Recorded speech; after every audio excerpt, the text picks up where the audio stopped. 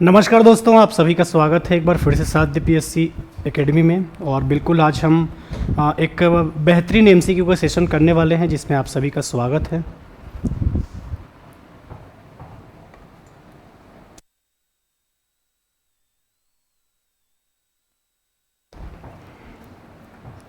चलिए जितने भी बच्चे हैं जुड़ जाइए जल्दी से।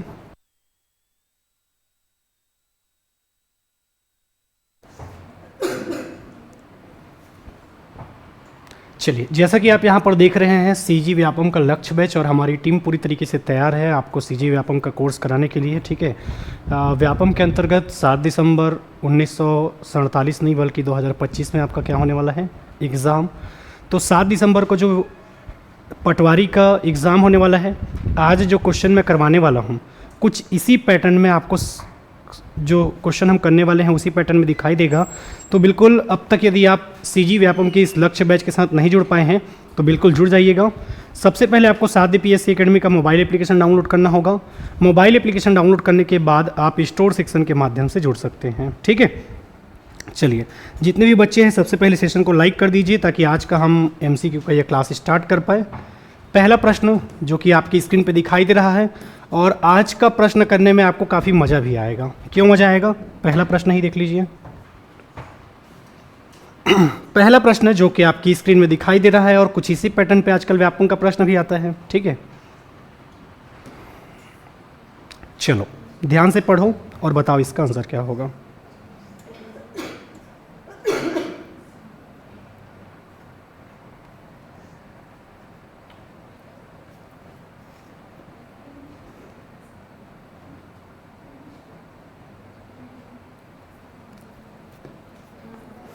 चलिए बताइए। ठीक है, सर्वोच्च न्यायालय की स्थापना कलकत्ता में सर्वोच्च न्यायालय की स्थापना 1773 के रेगुलेटिंग एक्ट के द्वारा हुआ था। ये कथन तो बिल्कुल सही है। ठीक है, दो प्रकार का आपका होता था। ये एक प्रकार का क्या है, चार्टर एक्ट है।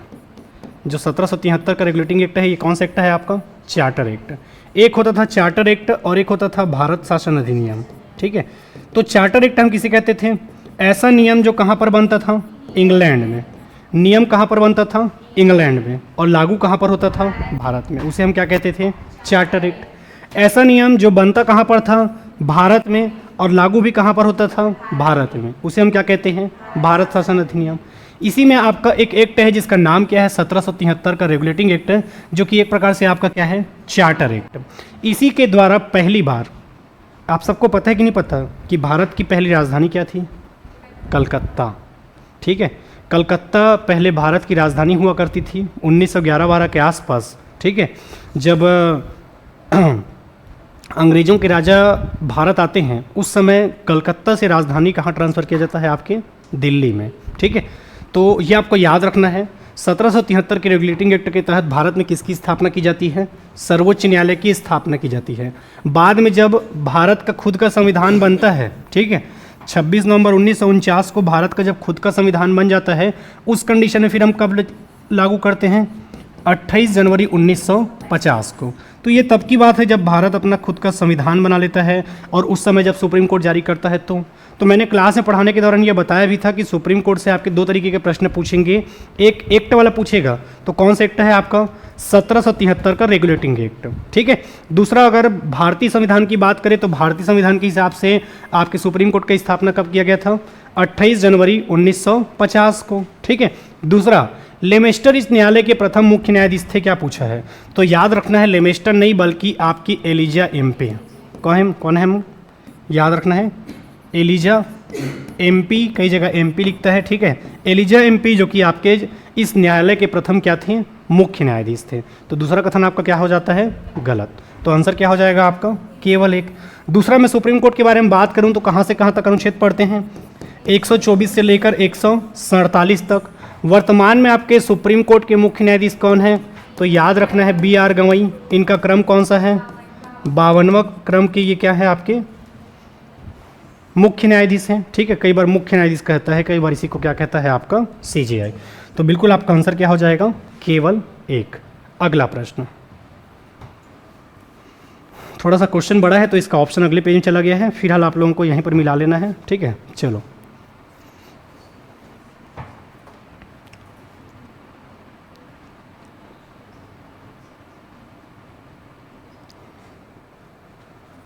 पहले क्वेश्चन को देख लो, उसके बाद मैं ऑप्शन दिखा दूंगा आप लोगों को।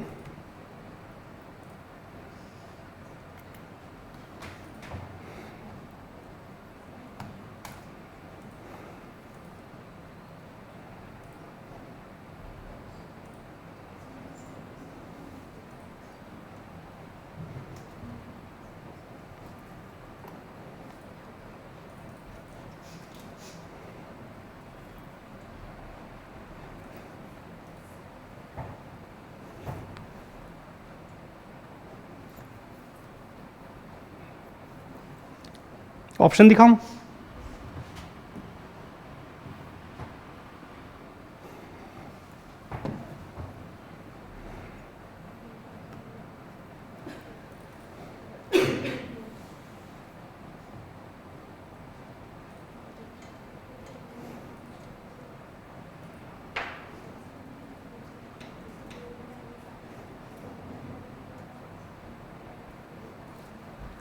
चलिए ठीक है, बी ऑप्शन ठीक।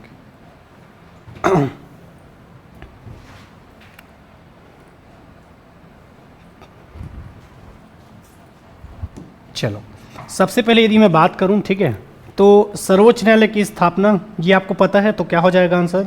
ठीक है, ये हो जाएगा आपका 1773 का रेगुलेटिंग एक्ट। दूसरा आपका बात कर रहा है नियंत्रण परिषद की स्थापना। नियंत्रण मतलब क्या होता है? बोर्ड ऑफ कंट्रोल की क्या करना? स्थापना करना। ये किसके तहत किया गया था? आपके पिट्स इंडिया एक्ट आपके 1784 के तहत। इंग्लिश मिशनकारियों को भारत में कार्य करने की अनुमति, मैंने आपको बताया भी था, याद होगा, ठीक है। शिक्षा पर प्रति वर्ष 1 लाख रुपए खर्च करने का प्रावधान कौन से चार्टर एक्ट में मिलता है? आपके चार्टर अधिनियम 1813।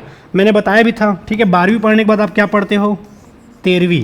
13वीं मतलब कॉलेज जी, ठीक है। जब पहले बच्चे थे पता नहीं था, तो कई लोग पूछते थे कि 12वीं के बाद क्या करोगे, तो हम लोग बोलते थे कि 12वीं के बाद हम क्या पढ़ेंगे? 13वीं पढ़ेंगे। पता नहीं था कि कॉलेज करना है, फर्स्ट ईयर सेकंड ईयर ऐसा कुछ होता होगा करके। तो 13वीं से याद रखना है। 13वीं मतलब क्या हो गया आपका? कॉलेज। और जैसे ही आप कॉलेज जाते हो तो शिक्षा में आपका ज़्यादा खर्च होने लगता है। पहले स्कूल में कम खर्चा होता था, पर कॉलेज जाने के बाद आपका ज़्यादा खर्च होने लगता है, ठीक है। तो यदि पूछा जाएगा तो याद रखना है कि 1813 का जो चार्टर अधिनियम था, चार्टर अधिनियम मतलब समझ गए ना, नियम कहाँ पर बनता था? इंग्लैंड में। और लागू कहाँ पर होता था? भारत में। उसे हम क्या कहते थे? चार्टर अधिनियम। तो आपके जो गवर्नर जनरल की जो इंग्लिश मिशनकारियों को भारत में आपके कार्य करने की अनुमति कब मिली थी? 1813 के चार्टर अधिनियम के तहत। गवर्नर जनरल की परिषद में कानूनी सदस्यों की नियुक्ति, ये किस में मिला था आपको? चार्टर अधिनियम 1833 में, ठीक है। तो ये कुछ कुछ क्वेश्चन है। ये कहाँ का टॉपिक है आप लोगों को बताऊं? सर अभी हम लोगों का कोई नहीं हुआ है। अच्छा ठीक है, मैं बात करता हूँ। हाँ हाँ, देख लिया हूँ कमेंट आप लोगों का देख लिया हूँ, ठीक है ठीक है। मैं बात करता हूँ सर से अभी क्लास होने के बाद। हाँ अविनाश जी देख लिया हूँ, अविनाश श्रीवास जी देख लिया हूँ। गुड आफ्टरनून सभी लोगों को। चलिए ठीक है, तो ये आपको याद रखना है। नियंत्रण परिषद पूछेगा, यानी कि बोर्ड ऑफ कंट्रोल, तो ये किसके तहत हुआ था आपका? आपके सिलेबस में एक ठो लिखा हुआ है। क्या लिखा हुआ है सिलेबस में? मुख्य संवैधानिक प्रावधान। और मुख्य संवैधानिक प्रावधान के अंतर्गत ये टॉपिक हम कर रहे हैं, ठीक है। तो आपके लगभग आप देखोगे ना, तो व्यापम के सिलेबस में ये लिखा रहता है ये टॉपिक। जैसे कि आपका जहाँ जहाँ पर संविधान लिखा रहता है, वहाँ पर मुख्य संवैधानिक प्रावधान यहाँ पर लिखा ही रहता है, ठीक है। तो आप सबको पढ़ना पड़ेगा ये। तो बोर्ड ऑफ कंट्रोल के बारे में बात करेगा तो याद रखना है ये कब आता है आपका। कैसे याद रखोगे? किसी को कंट्रोल करना है, कोई ज़्यादा घूम रहा है तो उसको क्या करना पड़ेगा? पीटना पड़ेगा। तो पीटने से याद रखना है। पिट्स इंडिया एक्ट कौन सा है आपका? 1784, ठीक है। ये तो पता है आपको कि 1784 में हम क्या किए थे? पिट्स इंडिया एक्ट का क्या किए थे? लाए थे, ठीक है। तो पीट के लोगों को क्या करना है? कंट्रोल। तो नियंत्रण परिषद कहने का मतलब क्या है आपका? बोर्ड ऑफ कंट्रोल की स्थापना किसमें किया जाएगा? पिट्स इंडिया एक्ट 1784 में। सर्वोच्च न्यायालय तो आपको रटा रुटाया है, कोई दिक्कत नहीं है, ठीक है। इंग्लिश मिशनकारी जैसे ही बात करेगा, ठीक है। इंग्लिश में आप पढ़ते हो कि नहीं पढ़ते? कॉलेज जाओगे तो जनरली आपका सिलेबस किस में रहता है? इंग्लिश में। अक्सर यदि आप एमएससी वगैरह करोगे, ठीक है, बीएससी तक तो आपका क्या रहता है? नॉर्मल रहता है हिंदी में। पर जैसे ही आप एमएससी करने जाओगे तो वहाँ पर आपको किस में पढ़ना पड़ता है, इंग्लिश में। तो याद रखना है, इंग्लिश मिशन कार्यों को भारत में कार्य करने की अनुमति तो ये किस में मिलता है आपको, 1813। तो 13वीं से कॉलेज, और कॉलेज में जाओगे तो शिक्षा पर प्रति वर्ष 1 लाख रुपए खर्च करने का प्रावधान मिलेगा। ठीक है, हाँ सारा चीज़ डला हुआ है एप्लीकेशन में, कंटेंट में जाके देखिएगा। ठीक है, अविनाश श्रीवास जी, अगर ऐसा कुछ दिक्कत हो रहा है तो वहाँ पर ओल्ड वीडियोस भी डले होंगे, ओल्ड वीडियो से आप अपना सिलेबस कवर कर लीजिए। ठीक है, अभी लाइव क्लास में जितना चल रहा है उतना अटेंड करिए, और उसके बाद फिर आप क्या कर सकते हैं, जो ओल्ड वीडियोस डला होगा ना उसको अटेंड करना। ठीक है, फिर दिक्कत नहीं होगा, क्योंकि देखो दिसंबर में एग्ज़ाम है और अब आप अभी ज्वाइन किए हो अगस्त में, मतलब समझ रहे हो, अगस्त सितंबर अक्टूबर नवंबर 4 महीने में कवर करना दिक्कत होता है। ठीक है, अभी जो लाइव क्लास चल रहा होगा उसको अटेंड करते जाइए, और पुराना वीडियो भी ऑलरेडी उसमें डला होगा। ठीक है, पुराने वीडियोस भी देख सकते हैं आप, अपना सिलेबस अगर जल्दी कवर करना चाहते हैं तो। ठीक है, चलिए, तो ये आपको याद रखना है, पेपर में यदि पूछा जाएगा तो। ठीक है, तो आपका आंसर क्या हो जाएगा। उसके बाद हमने देखा था गवर्नर जनरल की परिषद में कानूनी सदस्यों की नियुक्ति के लिए कौन सा था आपका, चार्टर अधिनियम 1833। ठीक है, तो ये आपको याद रखना है। ऑप्शन मेरे ख्याल से देखते हैं क्या होगा, बी होगा। ठीक है, अगला क्वेश्चन, चलो, मौलिक अधिकार, राज्य की नीति निर्देशक तत्व,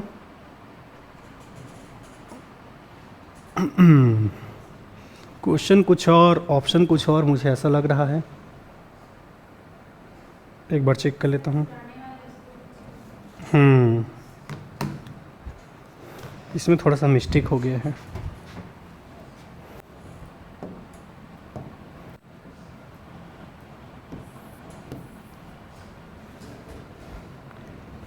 पहला ऑप्शन लिखना, ये ब्रिटिश संविधान वाला, ठीक है। दूसरा ऑप्शन लिखना कनाडा, तीसरा ऑप्शन लिखना आयरिश,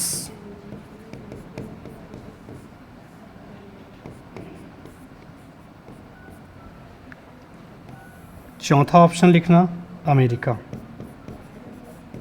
चलो अब बनाओ।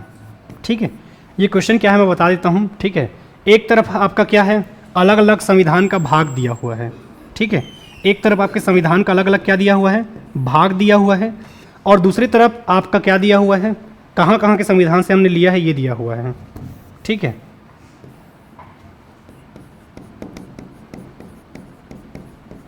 मंत्रिमंडल सरकार,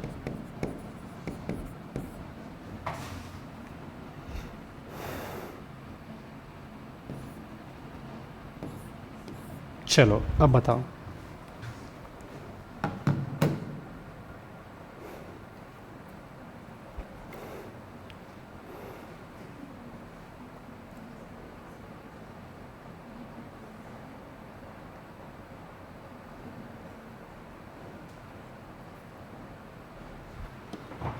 चलो बताओ, मौलिक अधिकार हमने कहाँ से लिया है, अमेरिका के संविधान से। कहाँ पर है अमेरिका, चौथे नंबर पे।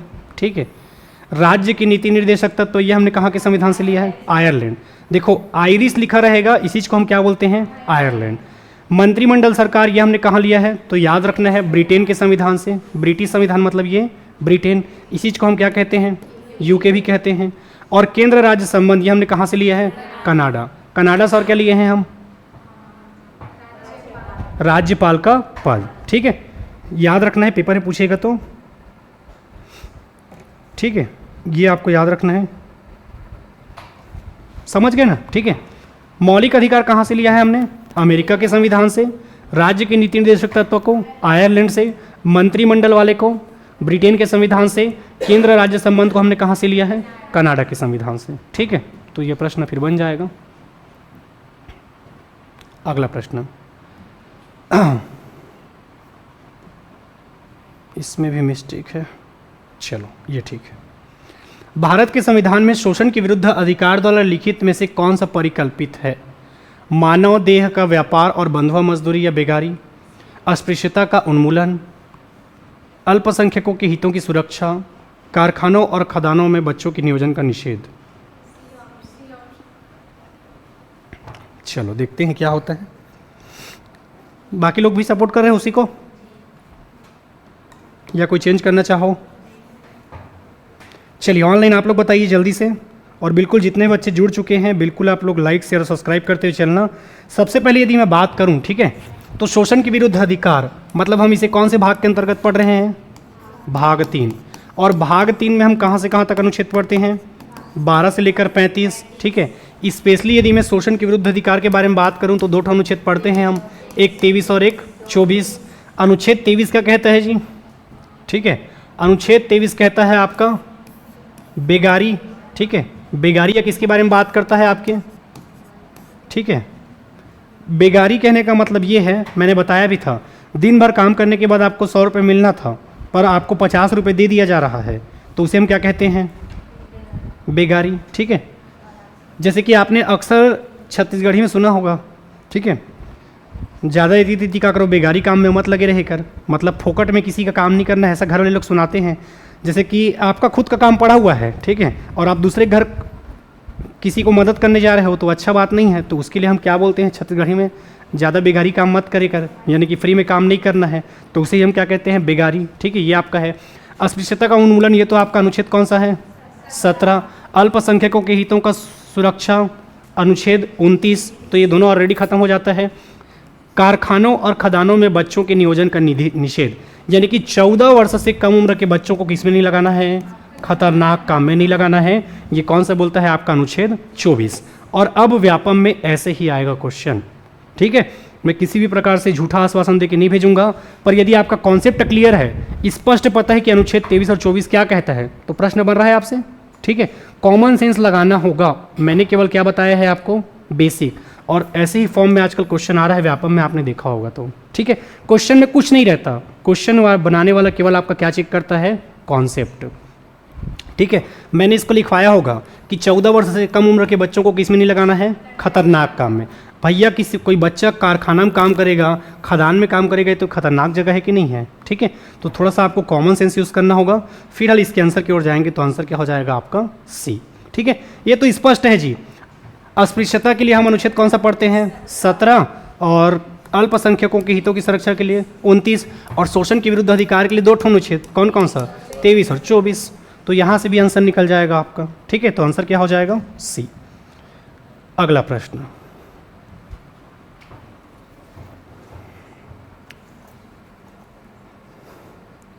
जो बच्चा सिर्फ एमसीक्यू क्लास अटेंड कर रहा होगा ना, उसका भी उद्धार हो जाएगा, ठीक है। सिर्फ एमसीक्यू कर रहा होगा वही।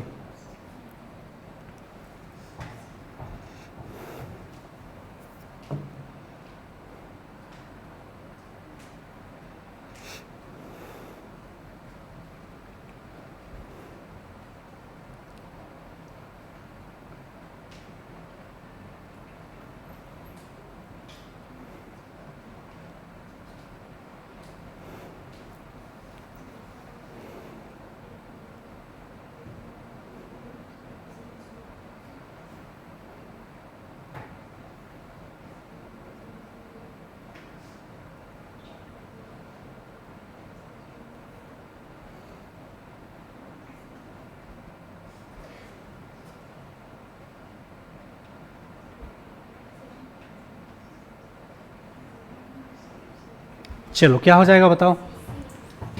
भारत का राष्ट्रपति का निर्वाचन, अनुच्छेद कौन सा है आपका? 54। भारत के राष्ट्रपति का चुनाव अप्रत्यक्ष रूप से होता है, कथन आपका सही है। एक निर्वाचक मंडल की व्यवस्था की गई है, बताओ कौन सा अनुच्छेद है? निर्वाचक मंडल की व्यवस्था की गई है, ठीक है, जिसमें आपके संसद के दोनों सदन यानी कि लोकसभा और राज्यसभा और राज्य की विधानसभा के कैसे सदस्य? निर्वाचित। जब भी राष्ट्रपति का चुनाव पढ़ोगे इसको टारगेट रखना ही है, ठीक है। किसको? निर्वाचित वाले को। निर्वाचित सदस्यों से मिलकर बनता है, ये कारण भी आपका सही है। तो आंसर क्या हो जाएगा? ए और आर दोनों सही है और आर ए का सही स्पष्टीकरण करता है, ठीक है। पेपर में यदि पूछा जाएगा तो याद रखना है, जब जब राष्ट्रपति के बारे में पढ़ोगे तो राष्ट्रपति के मामले में क्या देखना है आपको? कैसे? निर्वाचित को देखना है, ठीक है। कथन वाला क्वेश्चन नहीं बनता सर, ये वाला बन जाएगा, ठीक है। कथन और कारण वाले प्रश्नों को कैसे बनाना है मैं आपको बता रहा हूं। चीज़ें एक दूसरे से लिंकअप होनी चाहिए। चीज़ें क्या होनी चाहिए? एक दूसरे से लिंकअप होना चाहिए। उसको फिर आप कथन और कारण दोनों सही है और सही व्याख्या कर रहे करके ले सकते हो। लेकिन कई कई बार देखना व्यापम वाला क्या करता है आपका, ठीक है, कई कई बार वो जानबूझ के क्या कर देता है आपका, नाटक कर देता है, ठीक है। कैसे नाटक कि कई बार कथन और कारण दोनों सही रहते हैं पर वो नहीं लेता, तो ये कब लेगा कब नहीं लेगा ये व्यापम और पीएससी के ऊपर डिपेंड करेगा। बस हमेशा ध्यान रखना कि दोनों एक दूसरे को क्या करते रहे, को रिलेट करते रहे। जैसे कि कथन में आपके भाग 5 के बारे में चर्चा किया है और कारण में भाग 6, हो सकता है दोनों कथन सही हो पर दोनों एक दूसरे का सही स्पष्टीकरण नहीं कर सकती। जस्ट एग्जाम्पल के तौर पे अगर कथन में दिया है कि संसद में 543 सदस्य इस बार चुने गए, संसद में आपके लोकसभा से 543 लोग चुने गए, उसके बाद आर वाले में दिया है, रीजन यानी कि कारण वाले में दिया है कि राज्यपाल 1/6 सदस्यों को विधान परिषद में मनोनीत करता है। दोनों अलग अलग है, कथन और कारण दोनों सही हैं पर दोनों एक दूसरे की व्याख्या कर रहा है क्या, नहीं। तो देखना कि दोनों एक दूसरे का क्या करते रहे, आपका एक दूसरे के बारे में कुछ ना कुछ बताते रहे। जैसे कि तुरंत यहाँ पर निर्वाचन हुआ और यहाँ पर कौन कौन भाग लेते हैं उसको बता दिया है, तो लिंकअप करेगा तब आपका क्या हो जाएगा, आंसर सही होगा, ठीक है। सारा खेल कॉन्सेप्ट का है, कॉन्सेप्ट अगर अच्छा नहीं है तो नहीं बनेगा प्रश्न। चलो, भारत के राष्ट्रपति का चुनाव होता है, ये मैंने जनरेट किया है क्वेश्चन, ठीक है, और थोड़ा सा इस प्रकार से प्रश्न भी पूछा जा सकता है आपके एग्जाम में।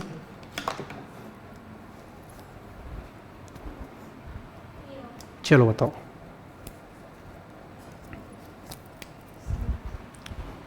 ए प्रत्यक्ष निर्वाचन द्वारा चुना जाता है, बी, ठीक है। देखो, भारत में राष्ट्रपति का चुनाव, तो राष्ट्रपति के चुनाव के बारे में यदि बात करोगे तो प्रत्यक्ष होता है क्या, खुला बैलेट प्रणाली द्वारा होता है क्या, एकल संक्रमणीय अनुपातिक पद्धति द्वारा होता है, तो ऑप्शन क्या हो जाएगा, बी और सी। अगर एक आध बार व्यापम में ये प्रश्न पूछा और ये वाला ऑप्शन देना भूल गया, ई वाला, ठीक है, अब कई बच्चे किसको टिक करेंगे, बी को, कई सारे बच्चे किसको टिक करेंगे, सी को, और व्यापम के घटिया रणनीति के तहत बी और सी दोनों को क्या दे दिया जाएगा, सही आंसर दे दिया जाएगा। समझ रहे हो मेरी बातों को, ठीक है। वो घटिया रणनीति है जब आप दो आंसर ले रहे हो तो, ठीक है, क्योंकि दो आंसर कैसे हो जाएगा, या तो एक ठो आप ऑप्शन दो कि बी और सी दोनों होगा करके, समझ रहे हो बातों को, ठीक है। तो इसका आंसर क्या हो जाएगा, फिलहाल ई हो जाएगा, तो क्या हो जाएगा आंसर, बी और सी। अगला प्रश्न, चलो बनाओ, इसका आंसर क्या होगा।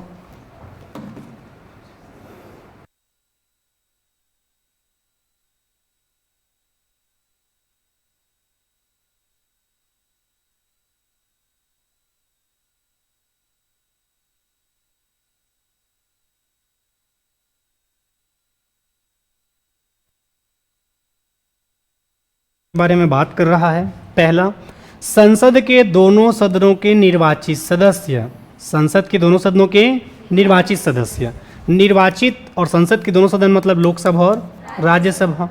राज्य विधानमंडल के दोनों सदन भाग लेते हैं क्या, नहीं। सभी राज्यों के विधानसभाओं के निर्वाचित सदस्य, दिल्ली और पुडुचेरी के विधानसभा के निर्वाचित सदस्य, तो आंसर क्या हो जाएगा, 1, 3 और 4, ठीक है। आंसर क्या हो जाएगा आपका, 1, 3 और 4, ठीक है। मेरे ख्याल से कुछ प्रश्न आप लोग इतना बार बना लिए हो कि ना पेपर में गलत नहीं करोगे, मैं ऐसा सोच रहा हूँ, ठीक है। सिर्फ एमसीक्यू का क्लास अटेंड कर रहे हैं तो उनका दिमाग अपने आप खुल रहा है, और अगर नहीं पता चल रहा है उसका आंसर क्या होगा तो घर में जाके फिर उसी दिन क्या कर लो, आप रिवीजन कर लो। कई ठो चीज़ें जैसे कि बताता रहता हूँ, याद ही नहीं आ रहा है तो आपको क्या करने की आवश्यकता है, रिवीजन, ठीक है। एमसीक्यू इसलिए करना है ताकि क्या भूल रहे हो आपको पता चले, समझ रहे हो, ठीक है। देखो, अब जो लोग नहीं आए होंगे उन लोग देख रहे होंगे वीडियो, तब तो ठीक है घर से बैठे बैठे, और कोई धोखा से घर में देखने में दिक्कत क्या है पता है, कोई देख रहे हो अचानक नींद आ गया एकदम, ठीक है, दबा के कोट कोट ले खाए रहा हो भात ला, देखते देखते नींद आ गया, लेने कन सूत जत हूँ, सूत के उठूँ, घर में बर्तन मांजना है, झाड़ू पोछा करना है, बैला भैंसा मल्ला बांधना है, तन गए। थोड़ी देर बाद चलने कन घूम के आथन दोस्त मन आगे गए, लेकिन यहाँ आ गए तो कोई डिस्टर्ब करने वाला नहीं है आपका। किसी कॉल भी आ रहा है तो क्लास में हूँ बाद में करता हूँ बोलते बन जाता है आपको, समझ रहे हो। तो जितना ज़्यादा हो सके ऑफलाइन ट्रेन करो, जिनको बनता है उनको, ठीक है। और हमारे मनीष सर, ठीक है, देख ही पा रहे हैं आप लोग, हमारे छत्तीसगढ़ बैच जिसमें आपको CGPSC CG व्यापम के अंतर्गत जो भी पोस्ट आते हैं उनके लिए यदि छत्तीसगढ़ पढ़ना है तो मनीष सर के द्वारा सार गर्भित रूप से आपको अध्ययन करवाया जाएगा, तो बिल्कुल आप जुड़ सकते हैं साध्य PSC एकेडमी के माध्यम से। अगला, मोट छत्तीसगढ़ का सामान्य अध्ययन का वस्तुनिष्ठ प्रश्न, जिसमें कितने प्रश्न हैं आपके, 5000 से अधिक प्रश्न हैं, और बिल्कुल 1 साल की वैलिडिटी के आधार पे आप ये कोर्स ज्वाइन कर सकते हैं, ठीक है, जिसमें आपको MCQ दिलाने को मिलेगा। शिक्षण शास्त्र यानी कि सीडीपी आपका 2000 से अधिक प्रश्न और बिल्कुल ई बुक के फॉर्म में आपको मिल जाएगा और बिल्कुल आप दिला सकते हैं। ठीक है, अगला आ गया वो शैतान जिसका मुझे तलाश था। चलो बताओ, अब अभी तक तो पूरा भूल गए होगे, मेरे को अच्छा लग रहा है। ठीक है, लेकिन याद होगा तो याद होगा। चलो फिर चलते हैं उस दुनिया में। 3 नंबर का जाकिर हुसैन, 3 नंबर का जाकिर हुसैन, 4 नंबर का वीवी गिरी, 5 नंबर का फखरुद्दीन, 6 नंबर का, अब उधर मिला दो। इधर ज़बरदस्ती पढ़ के क्यों मेहनत करना, समझ रहे हो? सीक्वेंस अगर याद है, सबसे पहले क्या है आपका डॉक्टर जाकिर हुसैन, देखो कौन सा हो जाएगा 69 से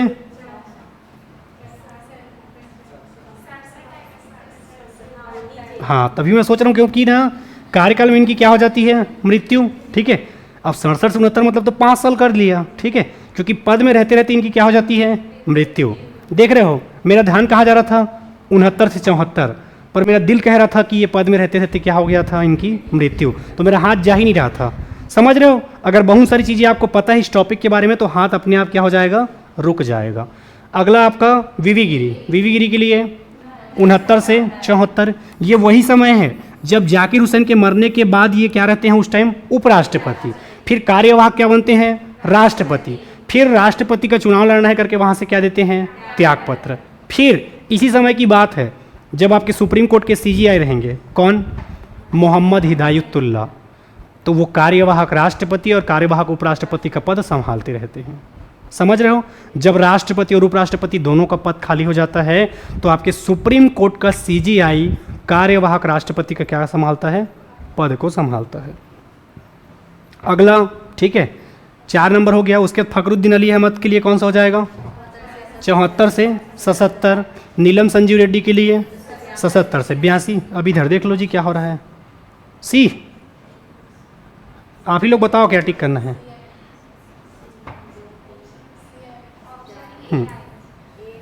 ये कहाँ से आएगा जी, एक बार देख लो। हाँ ये सी ही होगा। ठीक है चलो, तो आंसर क्या हो जाएगा सी। अभी थोड़ा सा मैं टाइम लेके बता रहा हूँ, पर पेपर में आप पता रहेगा तो डायरेक्ट मिलाते जाना। ठीक है चलो अगला, कौन सा सही है, राष्ट्रपति की तरह उपराष्ट्रपति का चुनाव भी अप्रत्यक्ष होता है, सही है। ठीक है, दोनों का चुनाव कैसे होता है आपका अप्रत्यक्ष। राज्य की विधायिका के सदस्य दोनों के चुनाव में महत्वपूर्ण भूमिका निभाते हैं क्या, क्वेश्चन में क्या पूछा है हमसे, सही उत्तर, तो आंसर क्या हो जाएगा केवल एक, क्योंकि राष्ट्रपति के चुनाव में कौन कौन भाग लेते हैं, लोकसभा, राज्यसभा और विधानसभा के कैसे सदस्य, निर्वाचित सदस्य। उपराष्ट्रपति के चुनाव में लोकसभा और राज्यसभा के निर्वाचित और मनोनीत दोनों सदस्य भाग लेते हैं, तो दोनों में कहाँ विधायिका। ठीक है, राज्य की विधायिका मतलब ये विधानसभा की बात कर रहा है, तो ऑप्शन क्या हो जाएगा आपका केवल एक। अगला प्रश्न, सारे तरीके के प्रश्न कराऊंगा। ठीक है, इस सप्ताह आप लोगों ने जो जो पढ़ा होगा पूरा रिवीजन हो जाएगा एक ही बार में। और बिल्कुल जितने बच्चे जुड़ चुके हैं बिल्कुल आप लोग लाइक शेयर और सब्सक्राइब करते हुए चलेंगे दोस्तों, ताकि मेरा भी मोटिवेशन आप लोगों के साथ क्या रहे, बना रहे। चलो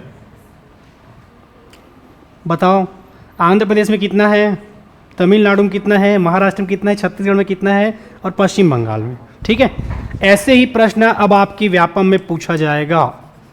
पढ़ाया हूँ कि नहीं पढ़ाया हूँ इसको, चलो बताओ सबसे ज़्यादा कहाँ पर है, कौन पश्चिम बंगाल बोल रहा है, महाराष्ट्र। उत्तर प्रदेश में 80 सीट।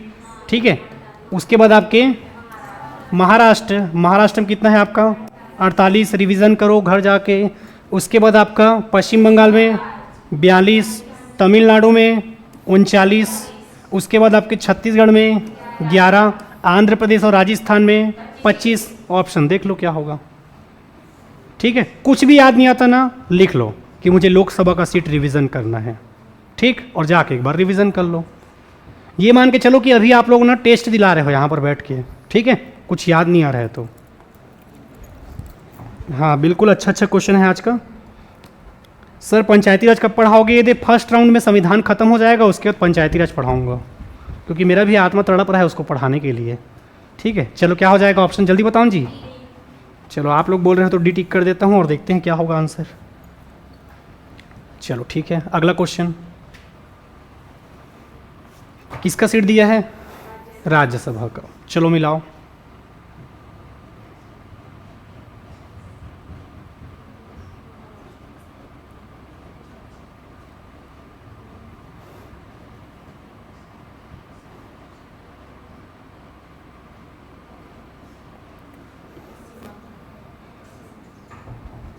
हाँ, उत्तर प्रदेश में 80 सीट है, ठीक है।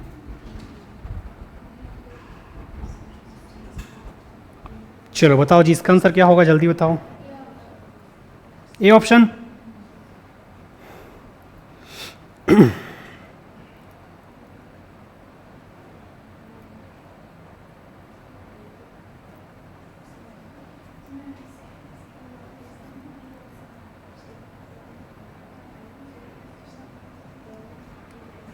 चलो बताओ जी क्या होगा।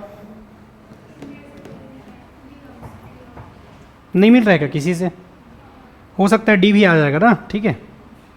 चलो महाराष्ट्र में कितना सीट है बताओ। महाराष्ट्र में कितना सीट है जी? 19। महाराष्ट्र में कितना है आपका? 19। उसके बाद हम देखते हैं कौन सा है आपका, पश्चिम बंगाल। पश्चिम बंगाल में कितना है आपका? पश्चिम बंगाल में बताओ 16, ठीक है। पश्चिम बंगाल और बिहार में आपका कितना कितना है? 16। उसके बाद आप जाओगे आंध्र प्रदेश में कितना है आपका? 18। और कर्नाटक में कितना है आपका? 12, ठीक है। तो ऑप्शन कौन सा हो जाएगा आपका? ए ऑप्शन हो जाएगा, 1 2 3 और 4। चलो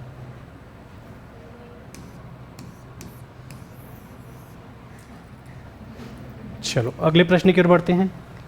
संसद के दोनों सदनों का संयुक्त अधिवेशन आयोजित होता है भारत के राष्ट्रपति के निर्वाचन के लिए, भारत के उपराष्ट्रपति के निर्वाचन के लिए, संविधान में संशोधन से संबंधित विधेयक को पारित करने के लिए, एक ऐसा विधेयक पर विचार करने और उसे पारित करने के लिए जिस पर दोनों सदनों में मतभेद हो, ठीक है। क्या राष्ट्रपति का निर्वाचन के लिए हम संयुक्त अधिवेशन बुलाते हैं क्या? संयुक्त अधिवेशन के अनुच्छेद कौन सा है? 108। याद रखना है, नहीं। भारत के उपराष्ट्रपति के निर्वाचन के लिए बुलाते हैं क्या? संविधान में संशोधन के लिए बुलाते हैं क्या? संविधान संशोधन और धन विधेयक पर तो आतच नहीं है। एक ऐसा विधेयक पर विचार करें और उसे पारित करने के लिए जिस पर दोनों सदनों में क्या हो जाए? विवाद।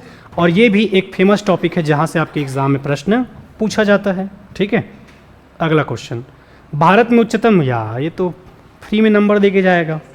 चलो बताओ, भारत में उच्चतम न्यायालय का उद्घाटन कब हुआ था? ठीक है। धोखे से 26 जनवरी को टिक नहीं करना है, चुंबक की तरह दिया रहेगा ऑप्शन में, ठीक है। यहाँ पर भले नहीं दिया है। उच्चतम मतलब किसकी बात कर रहा है? सुप्रीम कोर्ट, ठीक है। और सुप्रीम कोर्ट की स्थापना कब की गई थी? 28 जनवरी 1950 को, ठीक है। मैंने आज भी पहले ही क्वेश्चन में आपको बताया था। Good afternoon, good afternoon. चलो ठीक है, अगला क्वेश्चन। भारत के सर्वोच्च न्यायालय की स्थापना हुई थी 1950 के संसद के एक अधिनियम द्वारा, भारतीय स्वाधीनता अधिनियम 1947 के अधीन के द्वारा, भारत सरकार के अधिनियम 1953 के अधीन, या भारतीय संविधान के द्वारा?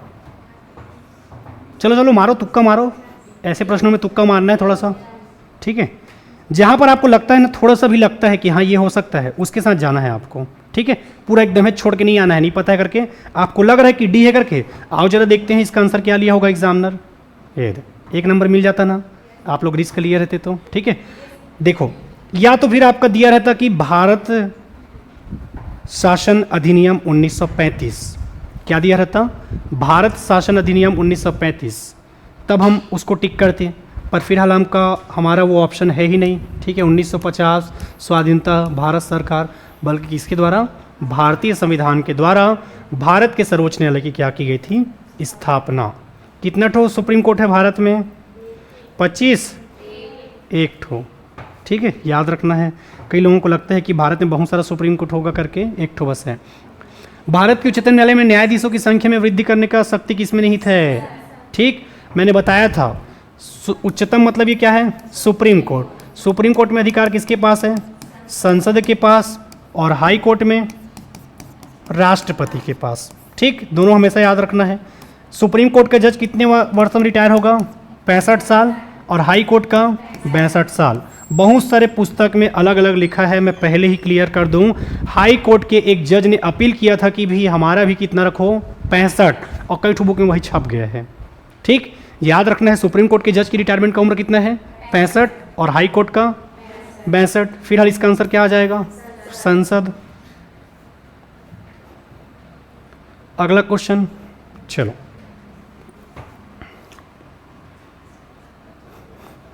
ठीक है ना आज का क्वेश्चन। अच्छा क्वेश्चन करवाओगे ना तो टाइपिस्ट लोग गाली देते हैं, क्यों? बड़ा बड़ा क्वेश्चन टाइप करने में टाइम लगता है, ठीक है, और छोटा क्वेश्चन करवाओगे तो बच्चे लोग गाली देते हैं, मतलब गाली दोनों तरफ से खाना है, ठीक है। चलो ध्यान से पढ़ो, बन जाएगा ये प्रश्न।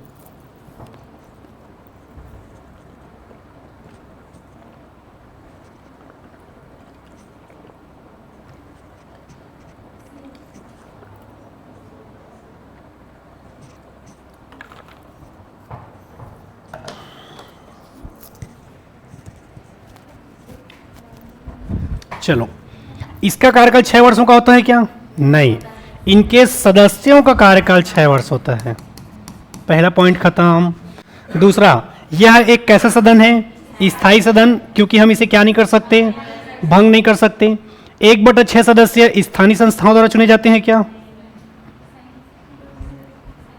सही है। लो चलो ठीक है, आप ही लोगों के हिसाब से चल रहा हूं अभी ना। ठीक है, 1/3 है। कितना है मेरे को भी नहीं पता, क्योंकि तो इसको क्या करूं, काटूं क्या? लो चलो ठीक है। 1/6 राज्य विधानसभा के द्वारा, किसके द्वारा? तो ये भी कथन गलत है, ठीक है। प्रति दूसरे वर्ष में 1/3 सदस्य क्या होते हैं? सेवानिवृत्त। उपराज्यपाल सदन का सभापति होता है? नहीं, उपराज्यपाल दिया है जी। हाँ ठीक है, तो गलत हो जाएगा ना, ठीक है, कथन गलत हो जाएगा। इसके सदस्यों का कार्यकाल 6 वर्ष होता है, ये आपका सही है, तो आंसर क्या हो जाएगा? 2, 3, 6 और 8, ठीक है। मैंने आपको बताया था, याद करो। 1/3, 1/3, 1/6, 1/12 और 1/12। याद आ रहा है कुछ? ठीक है, ये सीक्वेंस याद रखना है, तब बनेगा ये प्रश्न। ऑप्शन है क्या हमारे पास? सी। याद रखना है, ठीक है। यहाँ पर जो आपका 1/6 वाला तो है ही नहीं, इसमें फंसने वाला चीज ही नहीं था, क्योंकि 1/6 किसके लिए है? राज्यपाल के लिए है। जो राज्यपाल 12 लोगों को मनोनीत करता है, जो साहित्य, कला, विज्ञान में उत्कृष्ट कार्य करते हैं, ऐसे व्यक्तियों को मनोनीत करता है राज्यपाल। तो 1/6 में तो डाउट होना ही था। इसमें डाउट करते ना 1/3 या 1/12 वाला में कौन सा होगा, तब समझ आता, समझ रहे हो? तो वो तो सीधा कट जाता आपका वहीं पर, ठीक है। तो आंसर क्या हो जाएगा? सी। चलो जैसे भी हो, बना तो लिए ना, ठीक है। कई बार अभी आप लोग ये टॉपिक पढ़े नहीं हो, पढ़ ली हो पर रिवीजन नहीं किया हो, तो रिसेंट में याद नहीं आ रहा होगा। अब घर जा चुपचाप किसको रिवीजन कर लेना कि कदे 1/6 और कदे 1/12 हरे तिला का करना है रिवीजन। MCQ देखोगे उसका बहुत फायदा है, ठीक है। चलो अगला प्रश्न। भारतीय संविधान के अनुच्छेद 352 के अंतर्गत आपातकाल की घोषणा तभी की जा सकती है जब भारत के किसी भाग की सुरक्षा को निम्नलिखित खतरा हो। ऐसा ऐसा क्वेश्चन करवाऊंगा ना आज की ना, यही प्रश्न दिखेगा व्यापम में आपको डायरेक्ट।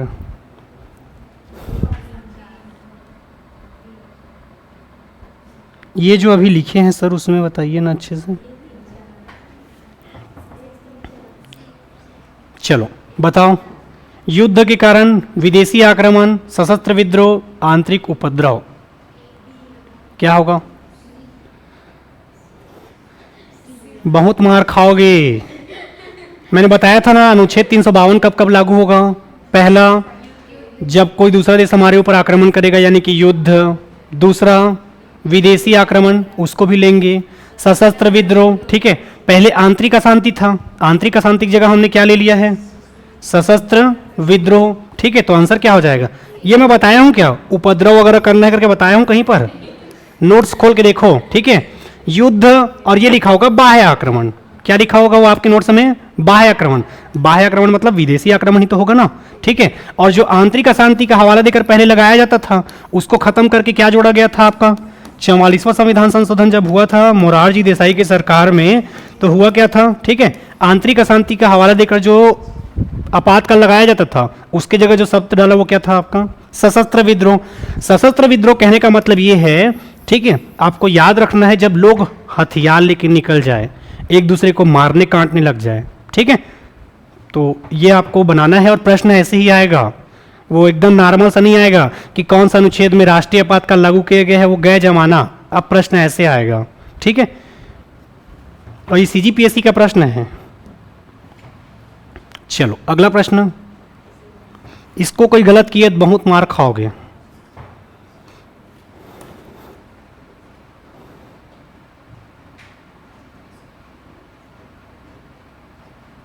और मेरे को पूरा भरोसा है कि आप लोग गलत करोगे। चलो क्या होगा बताओ इसका आंसर। और बिल्कुल जितने भी बच्चे जुड़ चुके हैं बिल्कुल आप लोग लाइक करते हुए चलेंगे दोस्तों, ताकि मेरा मोटिवेशन बना रहे। चलो कह क्या रहा है, भारतीय संविधान मूलतः संघात्मक स्वरूप का है, ठीक है, बिल्कुल है, संविधान में चर्चा किया गया है। कारण, अनुच्छेद 352 में राज्यों में संवैधानिक तंत्र की विफलता की दशा में प्रावधान है।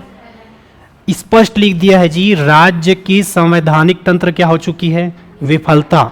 तो इसके लिए हम क्या लगाएंगे, राष्ट्रपति शासन, या इसे ही क्या कहते हैं, राजकीय आपातकाल। क्या मैंने अनुच्छेद 352 बताया है, नहीं, कौन सा अनुच्छेद है, 356। मणिपुर, सबसे ज़्यादा बार आपका राष्ट्रपति शासन लगने वाला राज्य कौन सा है आपका, मणिपुर। तो आंसर क्या हो जाएगा, कथन सही और कारण गलत। कई लोग दिमाग लगाते हैं कि व्यापम में अक्सर कौन सा क्वेश्चन सही रहता है, कथन और कारण दोनों सही है और आगे की सही व्याख्या करता है। हर बार ऐसा नहीं हो सकता, ठीक है, और ऐसे प्रश्न आपके एग्जाम में पूछे जाते हैं, तो बिल्कुल ये प्रश्न आपको याद रखना है। बन रहा है ना प्रश्न, और ये सीजीपीएससी का है, और इसको बना दोगे तो नहीं बनाओ फिर व्यापम का आराम से बना लोगे, टेंशन मत लो, ठीक है, क्योंकि मैंने बताया जैसे मैं आलसी, जैसे आप आलसी, वैसे ही पेपर छांटने वाला भी क्या है, आलसी, तो वो यहीं का उठाएगा। चलो इसको भी गलत किए तो बहुत मार खाओगे। एटलीस्ट दो ठो भी पता है आपको तो बन जाएगा ये। इसको क्लास में मैं कई बार बताया हूं, कई बार। देखो जरूरी नहीं है कि चारों ऑप्शन पता रहे, अगर आपको दो ठो भी पता है तो उससे भी थोड़ा सा चांसेस बढ़ जाता है आपका।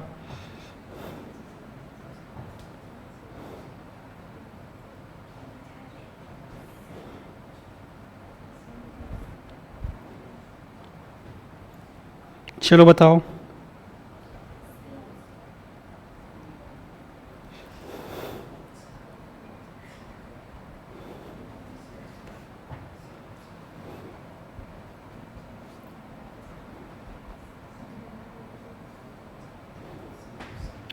चलो ढूंढ लिया आंसर, मेरे ख्याल से सही बोल रहे हो सब लोग, ठीक है।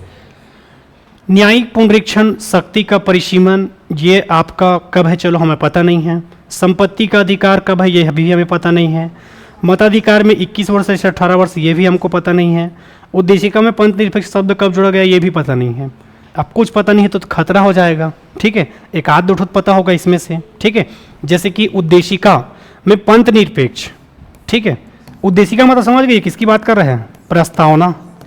ये वही प्रस्तावना है जब संविधान सभा का तीसरा बैठक होता है 13 दिसंबर 1946 को, जब संविधान सभा का तीसरा बैठक होता है तो उद्देशिका या प्रस्तावना को किसके द्वारा पेश किया जाता है, पंडित जवाहरलाल नेहरू के द्वारा।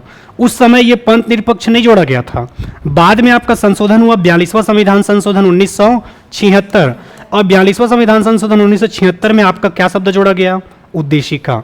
तो एक डी का क्या हो जाएगा, सेकंड।